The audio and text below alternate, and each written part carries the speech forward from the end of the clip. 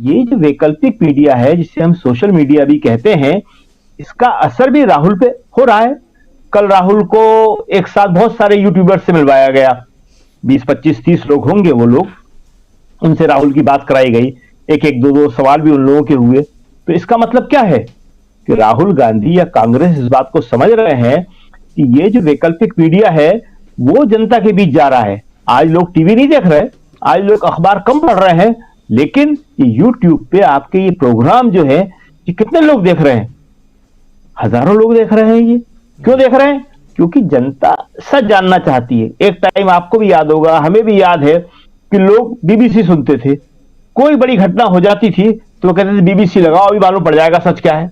आज क्या कहते हैं कि अरे यार लगाना था डीबी लाइव, देखते हैं क्या आ रहा है उसमें, अभी मालूम पड़ जाएगा सच क्या है। राहुल की यात्रा में ये कहीं भीड़ नहीं आई, देखते हैं कितनी भीड़ आई है। तो आज की तारीख में यात्रा की सफलता जो है वो राहुल में आत्मविश्वास भर रही है, और इसी की वजह से राहुल जो है मीडिया पे आक्रमण कर रहे हैं, मीडिया को सच्चाई दिखा रहे हैं। और सबसे बड़ी बात जो है वो साफ कह रहे हैं कि मुझे मत दिखाओ, आप कांग्रेस को मत दिखाओ, मगर इस जनता के साथ तो आप जो है विश्वासघात नहीं कर सकते ना। एक देखिए बेसिक सवाल है, ये आप भी जानते हैं इसको, प्रशांत जी भी जानते हैं, और बाकी सारे भी हमारे पत्रकार दोस्त बैठे हैं, प्रकाश हिंदुस्तानी जी हैं, वो भी मीडिया में काफी लिखते हैं कि मीडिया आखिर किसके प्रति जवाबदेह है? मीडिया किसके प्रति पक्षधर होना चाहिए? जनता के प्रति होना चाहिए ना। जनता के अलावा तो किसी के प्रति जवाबदेह है नहीं है वो। और अगर जनता के प्रति जवाबदेह नहीं है, वो सेठों कॉर्पोरेट के प्रति हो जाएगा।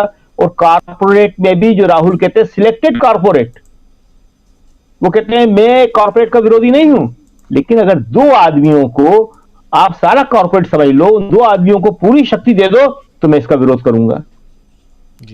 खुला मुक्त प्रतिस्पर्धा होना चाहिए, सारे लोगों के बीच में हो, कोई प्रॉब्लम नहीं है। लेकिन अगर आप कहो कि सब कुछ दो को दे दूंगा, सारी जमीन उनको दे दूंगा, एयरपोर्ट उनको दे दूंगा, रेलवे उनको दे दूंगा, जो पब्लिक सेक्टर के सारे के इदारे हैं हमारे, जिनको बड़ी मुश्किल से हम लोगों ने बनाया था, जनता के पैसे से बने थे, वो दे दूंगा, तो जाहिर है कि उसका विरोध तो होगा। आज बहुत सारे कारपोरेट वाले नहीं बोल रहे हैं, बजाज साहब बोलते थे,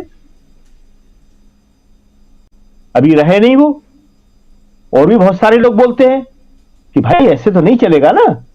तो ये सारी चीजें जो है आज राहुल की यात्रा के जरिए सामने आ रही हैं। और यात्रा की सबसे बड़ी सफलता यह है कि जो चीजें कालीन के नीचे दबी हुई थी, जिन पर बात करने से लोग डरते थे, जो विषय समाज में आते ही नहीं थे, और जिस तरह के भी राहुल कह रहे थे हिंदू मुसलमान, इसके सिवाय कुछ होते ही नहीं था। आज आप देख रहे हैं कि समाज में हिंसा और क्रूरता कितनी बढ़ गई है। उसकी वजह क्या है? अभी ये जो एक केस आया है लड़की वाला, नए साल का, कितना विभत्स केस है। न वहां पुलिस थी, न कोई था, और लड़की को घसीटते हुए चले गए। और उसके बाद आज ये मतलब बहुत कहना बहुत बुरा लगता है, उसी लड़की का चरित्र हनन किया जा रहा है। समाज में जो मूल्य आते हैं वो कैसे आते हैं? चाहे वो राजनीतिक जरिए आए, चाहे समाज के जरिए आए, ऊपर से आते हैं। गांधी ने अहिंसा का मूल्य स्थापित किया, नेहरू ने भाईचारे का मूल्य स्थापित किया, और उसके बाद देश में बरसों बरसों तक अहिंसा और भाईचारे के मूल्य रहे। आज ऊपर से क्या मूल्य स्थापित हो रहे हैं? क्रोध का, नफरत का, क्रूरता का। मतलब ये इस पे हमारे समाज विज्ञानियों को लिखना चाहिए, डर रहे हैं, मनोवैज्ञानिकों को लिखना चाहिए, डर रहे हैं। ये क्रूरता कभी भी इतनी समाज में नहीं रही।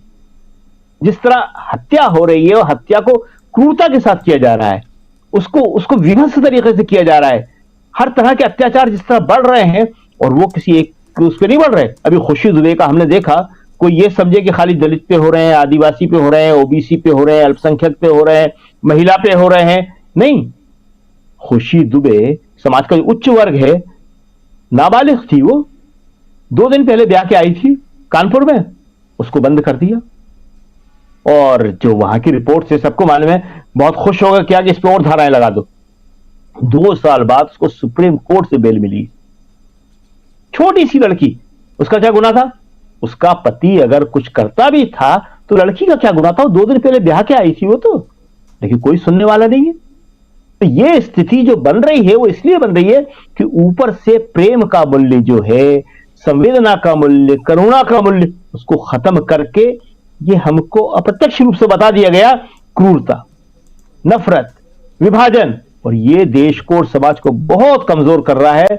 और राहुल इस बात को बहुत अच्छी तरह समझ रहे हैं और इसके जरिए राहुल प्रेम का जो मंत्र दे रहे हैं, वो मंत्र जो है, इसीलिए राहुल ने भी कहा कि हमारी यात्रा में कोई भी आया, कभी किसी को किसी ने मारा नहीं, डराया नहीं, पशु भी आए, मतलब एक नाम लेके उन्होंने कहा वो कि कोई भी आता है तो कोई किसी को मारता नहीं है, कोई किसी को डराता नहीं है, भगाता नहीं है, मतलब हिंसा नहीं करता है, सब कुछ जो होता है प्रेम से होता है।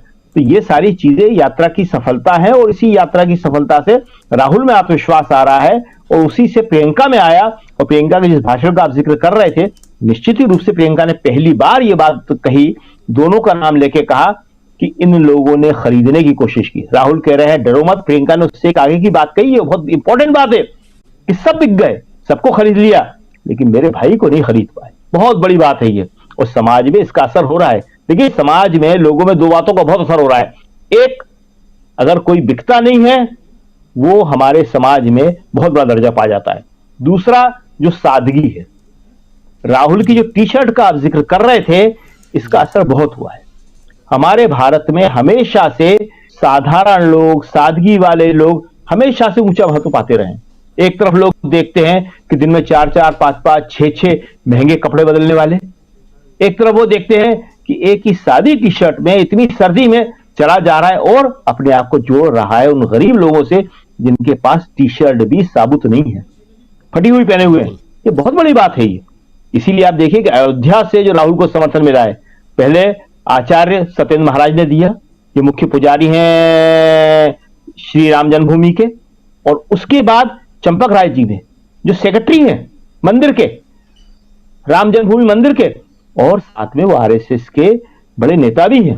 और उन्होंने कहा कि आरएसएस विरोध नहीं कर रहा है, आरएसएस की आलोचना अपनी जगह, लेकिन इस बात को हमें सबको मालूम है, हमारे भी दोस्त रहे हैं, आपके भी रहे, सबके दोस्त रहे आरएसएस के लोग हमेशा सादगी में रहते थे हमेशा जी। चाहे पैसे वाले भी हों चाहे कुछ हो, मगर वो धन का या अपने कपड़ों का या दूसरी चीजों का, मकानों का या किसी चीज का दिखावा नहीं करते थे। तो ये मैसेज तो गया है, पूरे देश में गया है, राजनीति से अलग गया है, समाज के हर वर्ग में गया है कि भाई एक आदमी है जो सीधा साधा है, साधारण कपड़े पहनता है और जनता के बीच जनता जैसा रहता है। आप देखिए कि आज 3 महीने 4 महीने होने वाले हैं, 4 महीने 7 तारीख को हो जाएंगे शायद, हाँ 7 तारीख को 4 महीने हो जाएंगे। 7 सितंबर से यात्रा चली थी, उसी कंटेनर में राहुल रह रहे हैं और राहुल जाते हैं, अभी 2 दिन से जाना पड़ रहा है उनको, सोनिया जी की तबीयत ठीक नहीं है, आते हैं और फिर यात्रा में शामिल हो जाते हैं वो। तो इस सादगी ने तो भारत को हमेशा प्रभावित किया है। गांधी जी ने जो आंदोलन किया था इतना बड़ा और देश को आजाद कराया, गांधी जी इस बात को जानते थे। गांधी जी ने खाली धोती ऐसे नहीं पहनी थी, गांधी से बड़ा जो विजनरी था वो तो कोई हुआ ही नहीं है। वो जानते थे कि देश जब अधरंगा है तो मैं भी वैसे ही रहूंगा, और उसी का असर हुआ। डरो मत का मंत्र शिवजी ने दिया था और सबसे पहले उसके बाद गांधी जी ने पकड़ा और उसके बाद राहुल गांधी ने। सही कह रहे हैं राहुल गांधी। बिल्कुल शकील भाई, तो ये जो जी शकील भाई, माफी चाहूंगा रोक रहा हूं, लेकिन बहुत